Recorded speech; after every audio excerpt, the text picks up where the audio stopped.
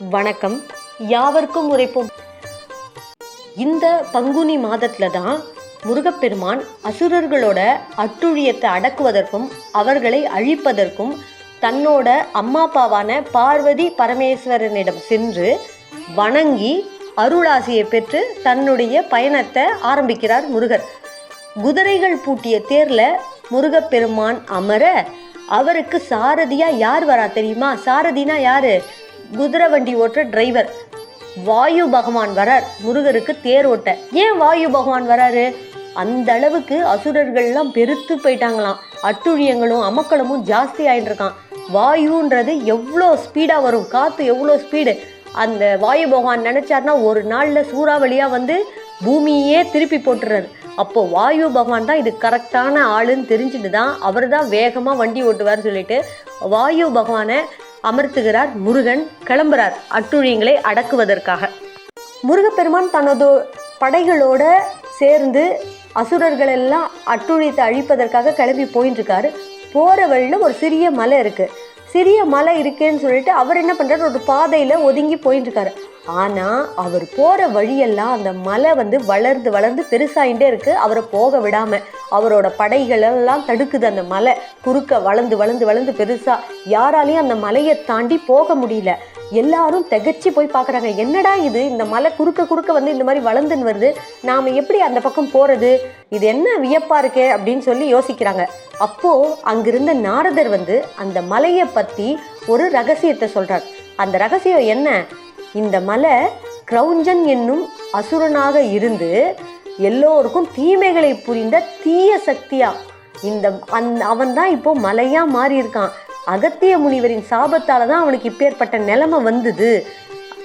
சாபம் பெற்று மலையா இந்த கிரௌஞ்சன் நின்னா கூட அவன் இருந்த இடத்துலேருந்தே தன்னை கடந்து செல்பவர்களுக்கு எல்லாம் இடையூறு விளைவித்த வண்ணம் இருந்தான். எப்போ பார்த்தாலும் அவங்க யாரும் தன்னை கடந்து போக முடியாதபடி அவங்களோட பயணத்தை வந்து தடுத்துட்டு அவங்களுக்கு தொல்லை கொடுத்துட்டே இருக்கிறது இவனோட வழக்கமான செயல். மேலும் இந்த மலைக்கு பின்னாடியே ஒரு மாயபுரி பட்டினம்ன்ற நகர் இருக்கு. அந்த நகர்ல சூரபத்மனின் தம்பி யானை முகம் வச்சுருப்பானே தாரகாசுரன், அவனோட ஆட்சியும் நடக்குது. தேவர்களுக்கெல்லாம் ரொம்ப துன்பங்களை கொடுக்குறவனும் அவன் தான் அப்படின்னு எல்லா தகவலையும் முருகப்பெருமானுக்கு நாரத பகவான் சொல்றாரு. இதையெல்லாம் கேட்ட முருகப்பெருமான் தனது நண்பனான வீரபாகுவை கூப்பிடுறார்.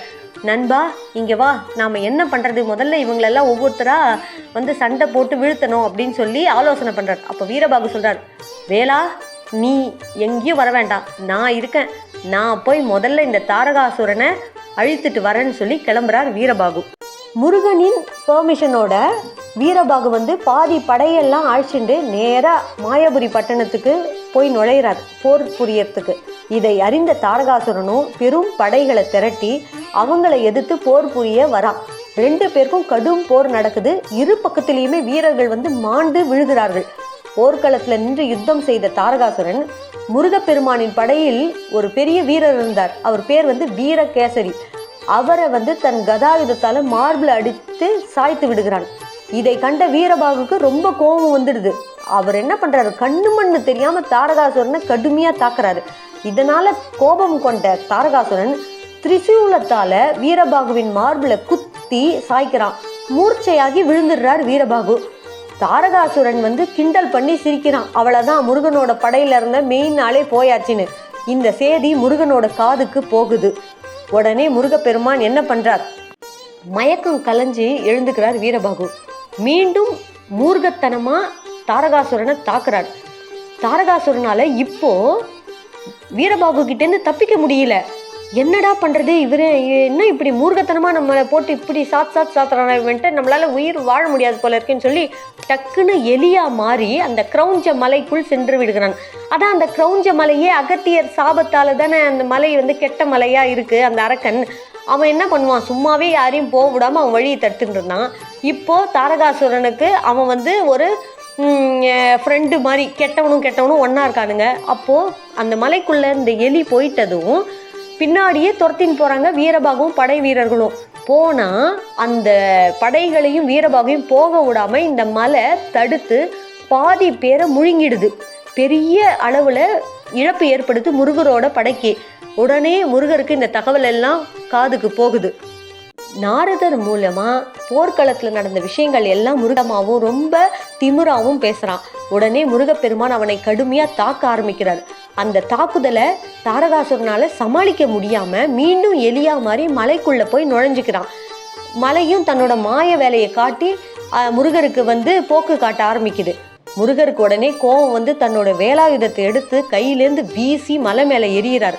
துள்ளி வந்த வேல் மலையை பல கூறுகளாக்கி உடை தெரியுது. உடனே தாரகாசுரனும் அந்த வெளியில வர அந்த வேலே போய் தாரகாசுரனை கொன்று விடுகிறது. அதன் பிறகுதான் முருகப்பெருமானுக்கும் தெய்வானைக்கும் கல்யாணம் நடக்குது. அந்த நாள் தான் இந்த பங்குனி உத்திர திருவிழா. நன்றி.